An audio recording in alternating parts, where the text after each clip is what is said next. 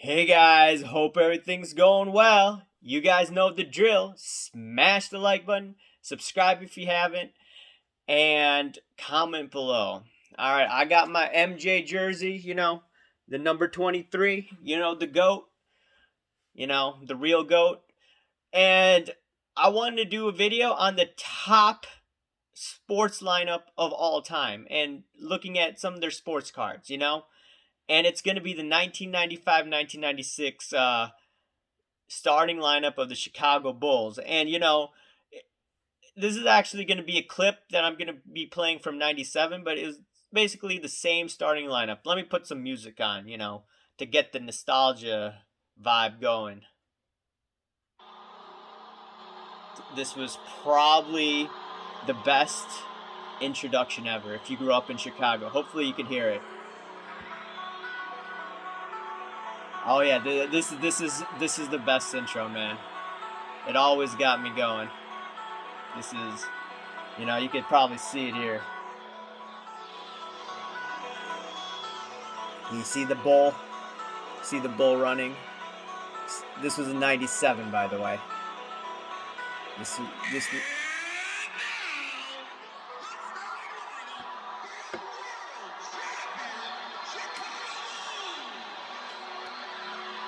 All right, the first.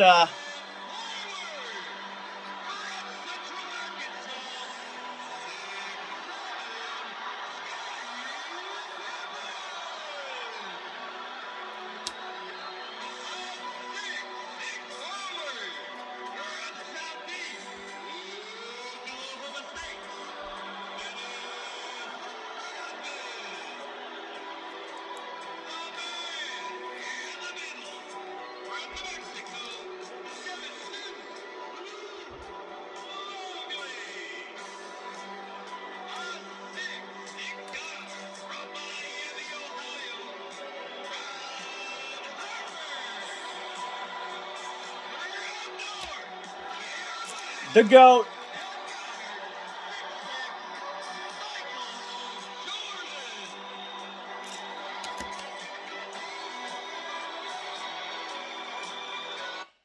So yeah, every time I hear that, I always get goosebumps. And MJ, he used to always say before the game, if you guys from Chicago, he used to say, "What time is it?" And then everyone used to say, "Game time, woo!" So some of you that are younger, this was the time, man. 1990s, everything was golden. MJ was king. MJ was such a great leader for the NBA. I mean, you see, how the NBA right now, a lot of people are turned off by the NBA for various reasons. You know, MJ, his last game in Utah, it had approximately, 36 million viewers about. Last year's finals, with LeBron, it had only 6.6 million. The NBA has taken a huge deep dive down. A lot of younger people don't realize that, but the 1990s, especially if you grew up in the Chicagoland area like I did, MJ was king. These were like the greatest moments. I had to buy these cards. They're not all graded. I just got in the mail today. I wanted to do it. So this Scottie Pippen card. This is actually a 1995-96 Panini sticker, and I found that quite interesting. And the reason why I got it is not because what's his name did it, Personal Finance Dad. He talked about Panini stickers from the 90s, and Luka Doncic, I believe, signed some deal with Panini and his autograph, I believe. It was a few days ago. But I did it because I saw this Luke Longley card. I'm like, hey, no one's really collecting Luke Longley. I'm not really trying to make money off of this.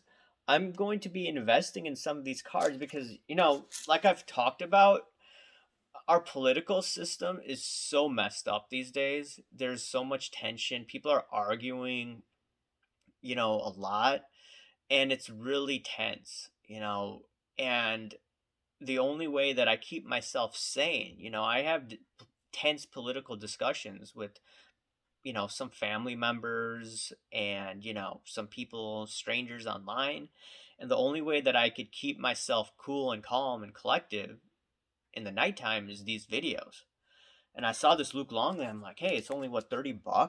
I'm not here to make money on it. I know there's not that many graded, but the 95, 96 Bulls team, and I'm collecting all these 95, 96 cards is because that was probably one of the best teams out there ever. I don't consider the Golden State Warriors teams from a few years ago that won over 70 games a better team than the Bulls. No. In my opinion, no. The Bulls team was at that time was the best actually in my lifetime. Some people may argue, hey, maybe the Boston Celtic teams, with Bill Russell, none of us or most of us weren't around at that time to remember that. And I'm just very enthusiastic about the Bulls from that era. And, whenever I see these cards, it just brings back great memories. This card, once again, is a PSA 10 Luke Longley Panini sticker. And then I wanted to buy a Dennis Rodman card, a 9095 metal, PSA 8.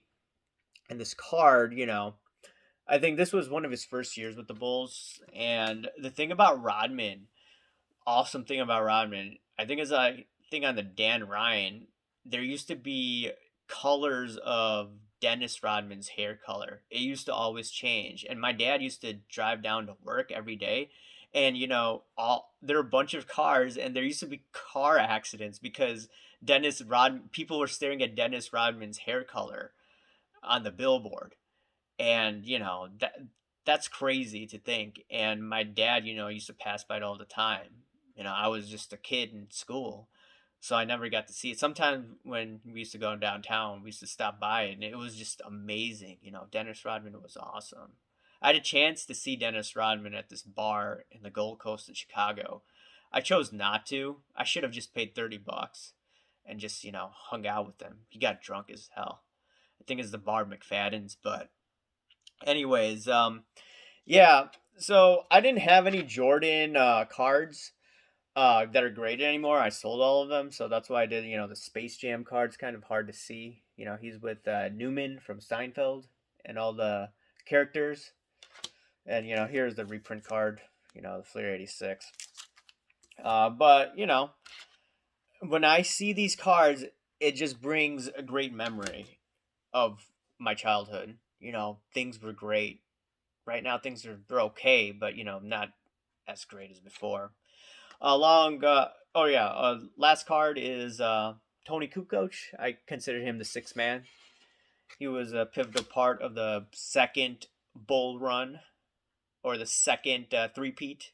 They used to call it the repeat of the three-peat. I still have newspapers as a kid, and it just brings back so many good memories. And if you're from Chicagoland, this is, if you grew up as a kid and you're around my age, this is just fantastic. Now the Bulls stink.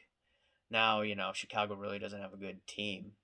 Cubs won a few years ago. That's great. I'm not a White Sox fan, but, they're doing okay right now with La Russa, and they have a good young staff. But once again, what do you guys think of the best sports card starting lineup ever? And, it doesn't need to be, a basketball team. I want you to tell me. I know some older people are going to be like, hey, it's maybe the Yankees, when Mantle was on. Okay, then let me know. What's the greatest sports team ever? But I can tell you from my lifetime, just watching all these teams, it was the 1995, 1996 Chicago Bulls team. All right, guys. Let me know what you think. Smash the like button. Subscribe if you haven't. I'll talk to you later, guys. Thanks. Bye.